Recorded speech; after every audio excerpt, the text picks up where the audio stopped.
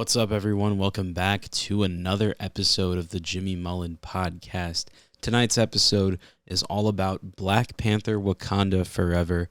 I just got back from the theater a little while ago, and I'm going to be talking about my thoughts on the film. I'm recording this on Thursday evening. I had a 3 p.m. showing for the film, so I did get to see it before a lot of people will see it, so I'm just going to say, before I get into spoiler-heavy stuff, and I will say, yes, this will contain spoilers, I'm going to get some stuff out of the way real quick just on the movie overall. So for people that just want to tune in to see what I think of the movie, I'm going to say it now, and then we'll get into the spoiler stuff. I got my setup all decked out with Black Panther stuff that I've gotten over the years. Some stuff I also got pretty recently. I have my Captain America Civil War Black Panther Funko Pop. I also have a Christmas ornament. I have the Disney Infinity Black Panther, as well as the Avengers Endgame Happy Meal Black Panther. This was like one of the two secret figures that they made along with Groot. And then I've got the T'Challa Star-Lord Funko Pop. I also just got this Marvel Legends Black Panther at Best Buy right after I saw the film. And then I've got three McDonald's Happy Meal toys from the new Wakanda Forever set that just came out. I have Shuri, Okoye, and Namor. Before I get into the spoiler-heavy stuff, I just want to talk about the movie, like I said. So, for what seemed like a daunting task, I feel this movie pulls it off in such a respectful way to not only the character of the Black Panther, but also to Chadwick Boseman, who, of course, passed away back in 2020, and thus the direction for this movie had to be changed very drastically to accommodate that.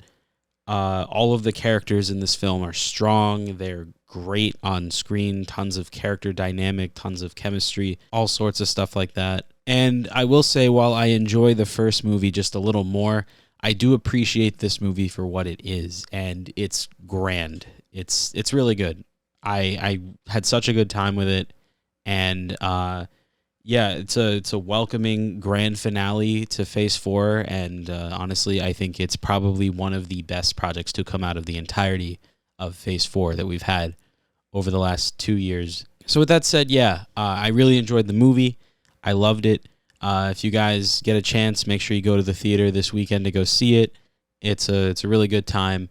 And now I will give out the warning. From here on out, this episode of the podcast will contain spoilers for the events in this movie. Pretty much major spoilers. I'm going to talk about the whole movie from scene to scene. Just talking about my thoughts on everything. Just breaking down stuff that happens in the film and whatnot. I'm sure that there'll be stuff that people will point out that I don't talk about. So, of course, there's other stuff out there too. So go check that stuff out as well after you're done with this. So to start out the film, it opens up dramatically with Shuri panicking to recreate an herb that she is trying to use to cure T'Challa of his sickness. They don't explicitly say in the movie what he dies from, but of course in the real world, Chadwick Boseman passed away from cancer. I don't know if they went with cancer for the movie, but still, of course, she's panicking, trying to find a way to help him. Yeah, unfortunately, it did not work. He ended up passing before she was able to find a good outcome. Nothing was working in her favor, unfortunately. This is definitely also notable because the reason she's trying to do this so bad is because of the fact that Killmonger burned down all of the herb that they had. Because, he felt like, okay, so I'm going to be king forever, so we don't need any of this. Since, he figured, no one's going to challenge him or anything, and that would be it. So, of course, they don't have their herbs, so they're just trying to find a way to fix everything. But unfortunately, it did not go that way. He passes away, and then we transition into the Marvel Studios intro cinematic, which they initially debuted on Disney Plus when Chadwick Boseman passed away. They actually changed the intro on Disney Plus to this new one that honors Chadwick Boseman, and I thought that was amazing. I went and watched that when that came out, and they reused it for Wakanda Forever, and I think that's just beautiful. It was a great way to honor him, and then the movie opens with his funeral. It's a beautiful ceremony, and then they send his corpse off, and then we get to a 1 year time jump. Everything in this movie takes place a year after T'Challa's passing. So at this point, everyone in the world knows that Wakanda has all of these resources and access to vibranium, as T'Challa basically opened up Wakanda to the whole world and told them, yes, we have all these resources, we want to use them to help people. It has become a bit of a problem, though, especially after T'Challa's passing, that people are trying to steal the vibranium from these reach-out centers that they've built in multiple parts of the world. Ramonda has now been reinstated as queen after T'Challa's passing, and she stands in front of the United Nations explaining to them that one of their facilities was raided by a couple of mercenaries, and thankfully nothing was taken. It turns out the Dora Milaje were hidden behind this secret door, and they kicked ass, including Okoye and new character Anika, who was played by Michaela Cole. And Wakanda actually presents the mercenaries to the United Nations. They bring them in, have them kneel, and say, we're making an example out of these people. Basically saying, don't fuck with us. Don't try and take our resources. We will choose how to distribute it, because they know that it will get in the wrong hands. They know that vibranium can make weapons and all sorts of things like that. So they want to make sure that it doesn't get in the wrong hands. We cut to the ocean, where the CIA is working with the Navy SEALs to find a trace of vibranium that they found thanks to this giant machine that they have acquired. And it's not said how they got it until later in the movie, but we'll get to that, of course. They send 2 divers down to retrieve the vibranium that they found, and then they get killed by this jellyfish-looking things, giant jellyfish, just kind of like silently kills them off. And then we cut to the ship. A group of what appears to be blue people starts coming out of the water. They start singing in harmony, and it turns out it's a sonic brainwash move that they use on people, which basically puts them in a trance, and then they just jump off the boat to their deaths. 30 people die, including close friends of Everett Ross that were members of the CIA. And people figure it's Wakanda, but Wakanda takes no responsibility for it, of course, because they didn't do it. And everyone's trying to figure out, where these people came from, why they're doing this, what do they know about vibranium? That question starts to linger. We cut back to Wakanda as Ramonda and Shuri go together down to the river, as Ramonda wants Shuri to burn her funeral garment as a way to move on from the mourning and, continue on and be strong. But Shuri doesn't want to do that. She has trouble in believing in Wakandan faith, where death isn't the end. When you die, you go to live on with your ancestors. And she has a hard time believing in all of that. She doesn't really understand it. She kind of has hesitancy on it. And she kind of sticks her ground like, yeah, my brother is dead. And it's hard for me to process that. Our story's antagonist, Namor, then comes out of the water. He's got these wings on his feet. They're trying to figure out what the hell's going on. Like, who is this guy? He snuck into the country. What's he doing here? What does he want? And it turns out that he has information on the machine that the CIA was using to track this vibranium. Turns out that it was a scientist in the U.S. that sold it to the CIA. And he wants Wakanda to find this scientist, bring them to him so he can kill her. And of course, they don't want to just have him kill her. They want to figure out, like, hey, this person knows a lot about vibranium. We should probably talk to her. So they go on this mission, and Ramonda's very, not okay with Shuri going off, and Okoye, entrusts her that, she'll be safe, and she ends up agreeing, and then they go off on their journey to Cambridge, Massachusetts, where they find a college student, a 19-year-old named Riri Williams, who is actually a technological genius. She has all of this knowledge about technology and building stuff. She's got a ton of stuff that she's made, and it doesn't take her as much time to make things, and she's starting to show a bit of Tony Stark in her. They go to Riri's garage, her little hideout where she has a bunch of her technology, and it turns out that she's making Stark technology or something just like it. And Shuri's like in shock by all of this. The FBI then surrounds the garage as they found out that she would be there. They then escape, they split up, and Riri gets inside of a giant Iron Man-like suit and flies out of the garage building. I really liked it how they just kind of went through quickly, what her story is and all that. They didn't spend too much time on it. They basically just got to the point and said, yeah, this is what she's about. And I thought that was great. And showing the Iron Man suit as well, really went to show what potential that she has. Now, in the comics, I know that Namor's people are called the Atlanteans, and I know they're a different name in the movie, but please forgive me. I could not remember what it was, and I had trouble finding it on the internet because the movie isn't technically out yet. So I'm just going to refer to them as Atlanteans for the rest of this episode. So please forgive me, but you guys will know what I mean when I say Atlanteans. And of course, if you're comic book fans, you know that already. The Atlanteans get into a fight with Okoye as Okoye tries to fend them off and protect Shuri. But then Okoye gets thrown into the water by a water bomb, and the Atlanteans kill all of the witnesses. So all of the police officers that were surrounding them are now dead.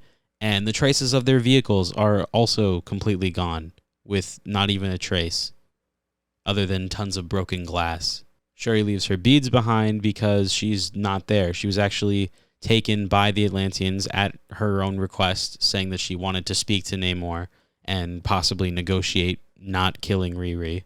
So she goes off with them, and Okoye is left in the water trying to understand, and now she has to go home and report that, yeah, she lost Shuri.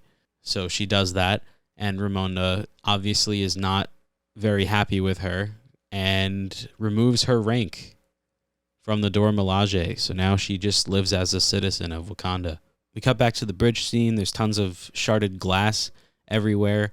And then we see Contessa Allegra Valentina DeFontaine. I'm sure I butchered that, but that's her full name. She's played by Julia Louis-Dreyfus, of course, from Seinfeld fame, and she's also popped up in a couple other projects already. She was in The Falcon and Winter Soldier. She was in Black Widow, and we find out more information on her. Going in, I actually had no idea she was in the movie, so this was a nice surprise. And then we also learn a lot more about her. Not only is she recruiting the Thunderbolts, but she's also the director of the CIA, so she's working in secret, trying to recruit all these Dark Avengers to do whatever. I guess we'll find out when Thunderbolts comes out, but yeah, and we also find out that she's actually had a history with Everett Ross. Turns out they were married previously. And she also has a purple streak in her hair now. I honestly can't remember whether or not she had that before, but I guess it is notable that she does have that streak of purple hair. That was in the promo art for Thunderbolts that they showed at D23. And like I said, I just can't remember whether or not she had that before, but yeah, it's pretty present now with her hairstyle differently. So Ross takes Shuri's beads, of course, thinking that he just found them. Of course, we find out later that they had been tracked the entire time. But for the time being, he uses them to call Ramonda and say that he has the beads, and he stays in communication with her throughout the movie. We cut to Talokan, the city that Namor rules. He invites Shuri with him to see the city, as she's, of course, never seen it before, and she's in awe just at how beautiful the environment is, and the people there just love it there. And of course, obviously, they know nothing else, but for what it is, it's a peaceful world. But of course, Namor is not a very peaceful guy, and of course, we will see what happens with that. He then says to Shuri that he wants to overthrow a bunch of on the surface nations, of course, meaning above the water, as he's pretty much been underwater his entire life, other than burning down a house when he was a child, seeing a bunch of people in slavery made him angry, killing all of them and smiling about it. And then he tells Shuri, like, hey, like, I want you to help me. I want you to help me do this. You know, we can stop them from taking vibranium and we can work together. And he also wants to kill Riri because she made that contraption for the CIA, and, you know, he's unsure of what else she could be capable of, so he wants to just take her out. But Shuri, of course, is like, no, don't do that. They end up just not agreeing. Ramonda then goes to Haiti, and then we find out that's where Nakia has been all of this time. You know, before the events of Infinity War, up until now, she had been in Haiti being a teacher at a school. We find out that she left right after Thanos' attack and the snap happening with T'Challa disappearing for 5 years. She ended up retreating to Haiti and staying there, and she ended up not attending T'Challa's funeral in Wakanda. There is, of course, a reason for that, though, and of course, we will get there when we get there, but for now, let's continue. Nakia agrees to help. She ends up going to look for Talokan. She starts asking around the area what she could possibly do to find it, and she ends up getting a lead. She then enters Talokan, and she ends up rescuing Shuri and Riri. At the same time, Namor is approached by Ramonda. They meet up, and she tells him that she wants Shuri and Riri back. And it turned out that was a distraction for Nakia to get in there. However, one of the Atlanteans ends up taking Shuri hostage, pointing a spear at her head and saying, you know, I'll kill her if you shoot. Nakia ends up killing her, though. Namor sees, he watches her die in his arms, and of course now he's not happy. This means war. In retaliation, he sends his army to start flooding the city of Wakanda. They start doing that sonic brainwash singing thing, and a bunch of Wakandans just start jumping to their deaths before they try to get onto the airships to help people. The palace is then overflown with water, and Ramonda and Riri are then trapped underwater. Ramonda wakes up from being unconscious and brings Riri to the surface, but she's unfortunately not strong enough to make it all the way up. She gets to the surface, but after giving CPR, Riri survives, but unfortunately Ramonda passes right in front of Shuri. Namor then threatens to come back, and then we are given Ramonda's funeral. At this point, Shuri has lost not only both her parents, but of course her brother.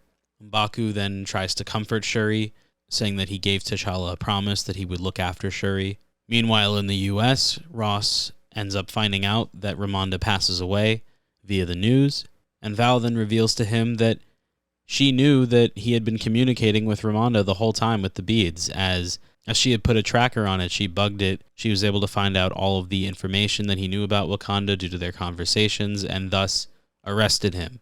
They had also met with the United Nations, and they had also planned to de-escalate Wakanda, basically rip all of its resources from them and pretty much invade. Despite Ross telling them that that just wasn't a good idea, they just don't seem to care. So that might be leading to a Black Panther 3. We don't know yet, though. Or it could be leading to a Disney Plus series, because there are multiple Wakanda Disney Plus series in the works at the moment. With Ramonda dead and Wakanda flooded, they retreat to the Jabari tribe where M'Baku lives. And I haven't talked about M'Baku yet, but he has a bunch of great moments in this film. I'll get to that when I talk about the characters individually, though. This is when they start to come up with a plan to prepare for the attack from Talokan, because they know it's coming.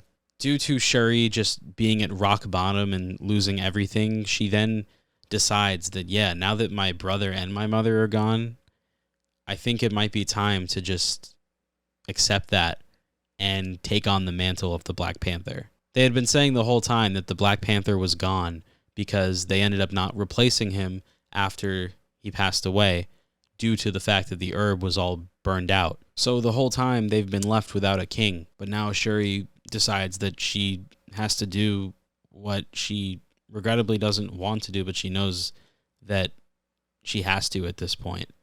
And she ends up coming to terms with that. They start working on a new herb formula thanks to a resource that they got from being in Talokan. Shuri ended up taking some of their vibranium and using it for the herb, and it's a success. They end up giving her the herb, and as she's going into sleep, She sees tons of flashbacks of T'Challa and Ramonda's passings, and you can see her anxiety, her fear from all of that, all of the trauma that's been suppressed. And she ends up waking up, seeing the afterlife, but it's a burning palace. She doesn't know what she's surrounded by. And then, she thinks her mother is sitting on the throne, but it turns out it's her cousin, Eric Killmonger, who for a short time did lead Wakanda and is a part of her family. And honestly, this was such a nice surprise. I wasn't sure whether or not he'd be in the movie. I figured since, he was in What If, that maybe the future is bright for this character despite him being dead. And they made it happen. He does appear in Shuri's vision, and she's so confused as to why he showed up and not T'Challa or Ramonda. They wanted her to see Ramonda, but Killmonger appeared instead. He talks to her and tries to ask her, like, oh, why did you choose me? And she's like, I didn't choose you.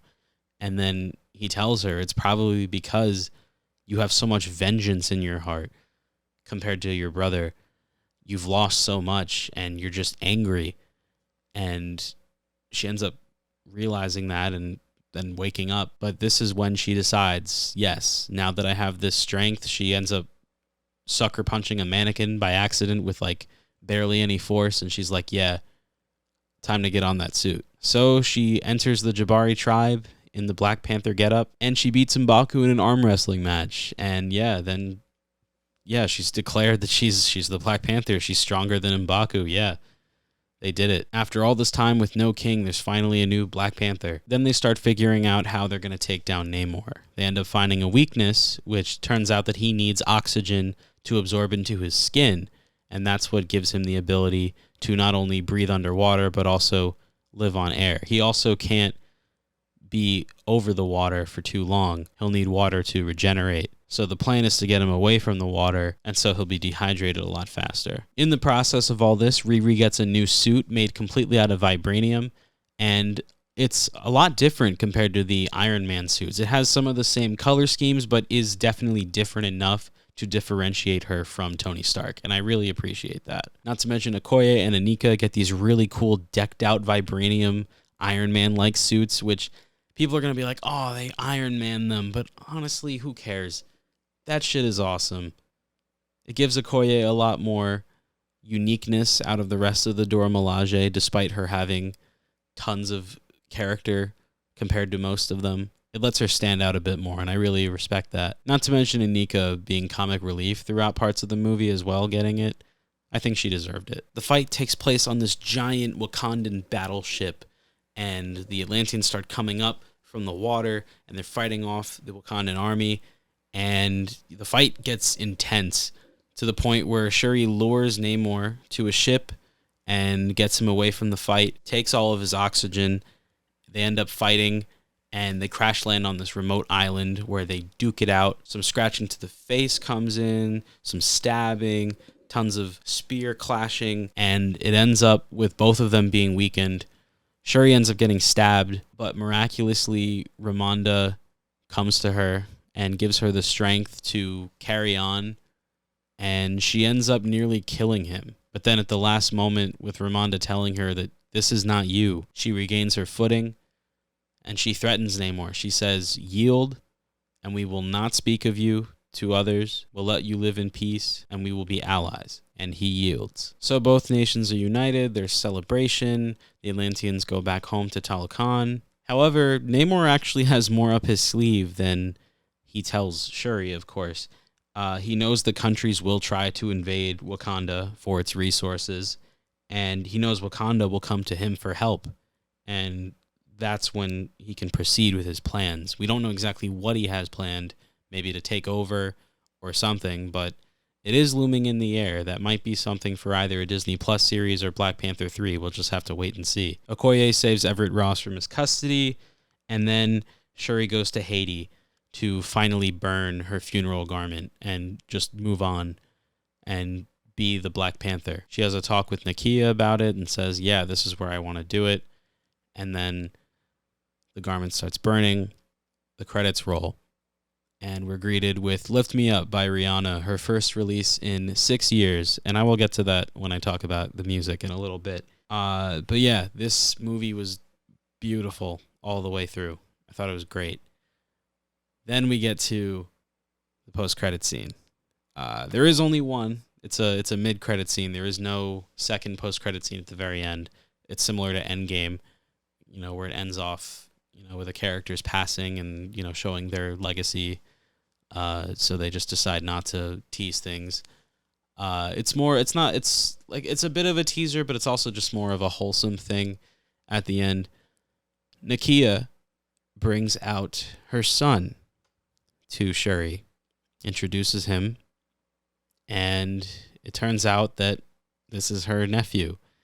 T'Challa and Nakia had a kid in secret in between the events of Black Panther and Avengers Infinity War. With T'Challa gone for 5 years and then him passing, with the dangers of being involved with the throne and all of the stuff that comes with that, all the responsibilities, they just wanted him to have a more peaceful and less bubbly life.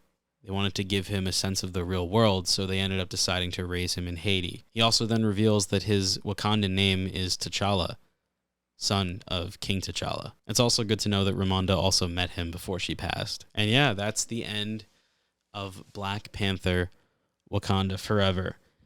I'm now going to get into my thoughts on each of the characters. So starting out with Shuri, she has a great standout role. She had a lot to take on after losing so much, and while I didn't expect her character to be so vengeful and rage-filled, it definitely caught me by surprise. But I also don't blame her.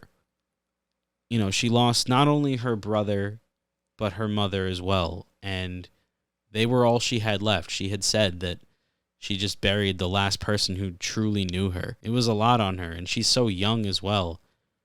She's not a kid anymore, but she'd always been treated like one.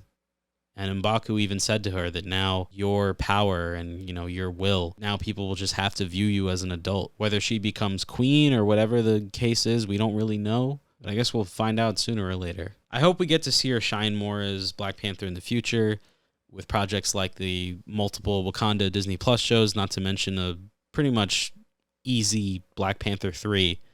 I know there have been talks about it. It was said that Ryan Coogler and Kevin Feige did throw words back and forth about it. I can't imagine they won't do it. I'm sure this movie will be a huge box office success. Not to mention Kang Dynasty and Secret Wars. So, she'll probably end up popping up in those as well. Okoye, she shines bright. Has lots of great moments between her and Shuri, her and M'Baku. Her comedy was amazing. I've always loved Okoye as a character. I think she's amazing in all of the things she's appeared in. And I'm happy to see she got some real good character development in this film. Ramonda, she's a force to be reckoned with. She has a lot more time to shine in this film in comparison to previous films like the first Black Panther and the very brief part she had in Endgame. Her passing was definitely unexpected. I wasn't going into this movie thinking she was going to die, but I think it was needed for Shuri to have the strength to rise up and protect her people, because she didn't really want all of that before. Like, she was excited to go on missions, but she just didn't think like, oh, I'm going to be the Black Panther. She never really had that. So to have Ramonda pass, it really gave her the strength and will to want that. I think that's good. Nakia, she shines bright all throughout. Everything I've seen Lupita Nyong'o in, I've loved. I saw her in Us and a couple of other films over time. It's a shame she wasn't a part of Infinity War and Endgame, but now I'm glad she wasn't, because we're left with a nice surprise at the end of the film, with it being that she has a son. M'Baku is hilarious and easily the best character in this film for me. I loved him in the first Black Panther. I love the fact that he was in Infinity War and Endgame. He's great. His delivery is amazing. Calling Okoye bald head ass, I thought that was amazing. Like, come on, like that was genius. That was wonderful. Well done, Winston Duke. I can't wait to see you in more stuff. As for Riri Williams, aka Ironheart, I really liked her. I love how they just get straight to the point with her character. It reminded me a lot of Spider-Man. When he showed up in Captain America Civil War, Tony Stark just kind of goes to his house and he's like, "What's the deal? That's you." And then he's like, no, it's not me. And then he agrees to go to Germany and fight Captain America. And then the rest is history. We see all the development throughout his films and all that. It's pretty crazy. It has me really interested in the Ironheart Disney Plus series that's set to come out next year. I can't wait for it. As for Namor, I knew practically nothing about this character before people started talking about him in regards to the MCU and the lead up to this film. I know he's a popular character. He is the leader of Atlantis and the Atlanteans in the comics. I know, of course, they changed that for this movie. I know I referred to them as Atlanteans, like I said, but you get the point.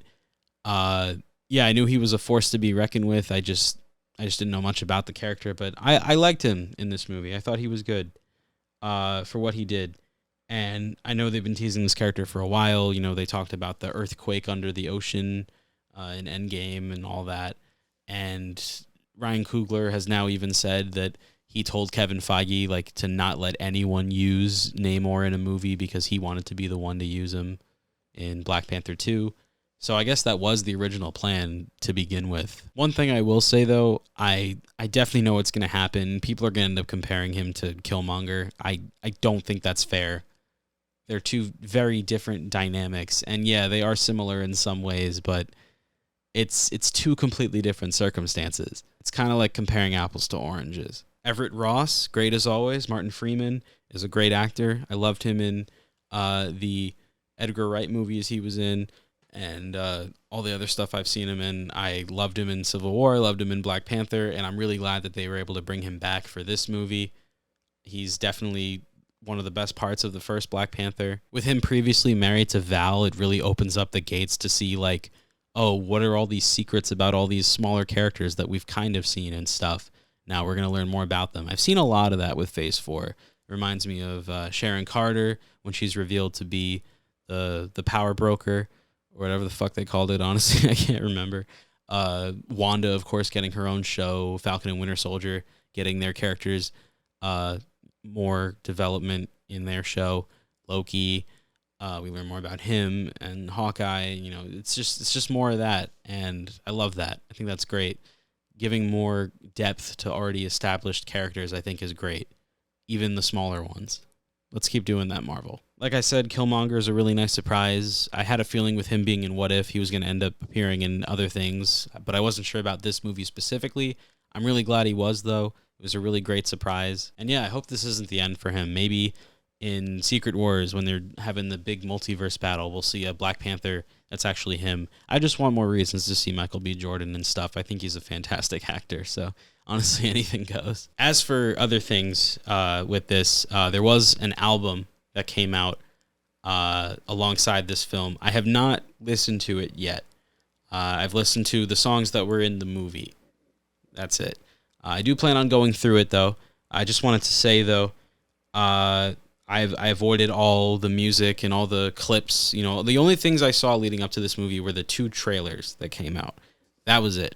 I didn't see any extended clips. I didn't listen to any of the songs that were released early. I avoided all of it because I just wanted a fresh intake. And yeah, not hearing Lift Me Up ahead of time was awesome. This is Rihanna's first release in 6 years, and I'm glad that she's back. I hope that we get a new album from her soon. Yeah, the other songs throughout the film are great.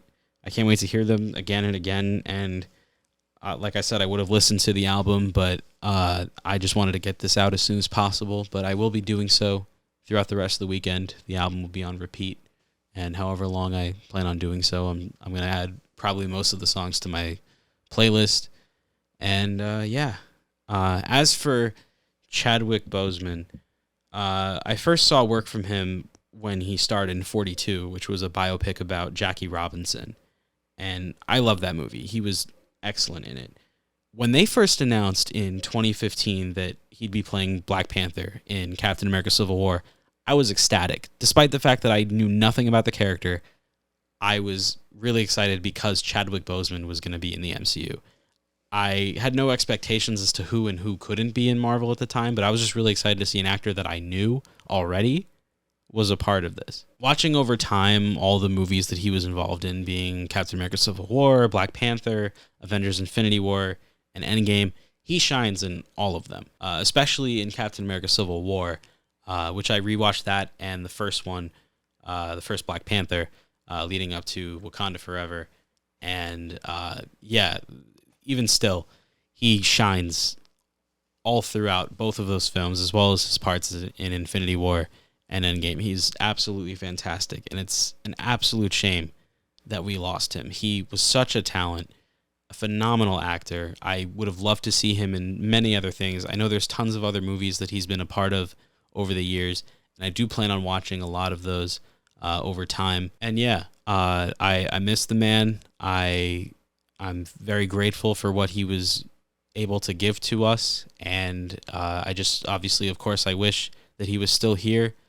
And there's been this debate about whether or not they should recast him, and honestly, I think not recasting him was a pretty bold decision. I wasn't sure whether or not they would, and they decided not to, and I think it was very noble.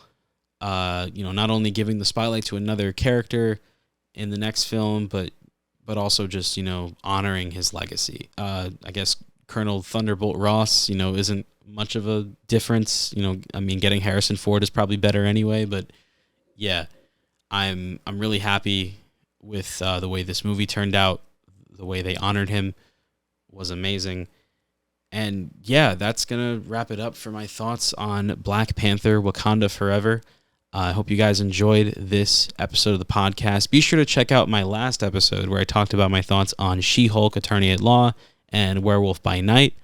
Episode 50 is coming your way really soon. I'm hoping to get that out as soon as possible.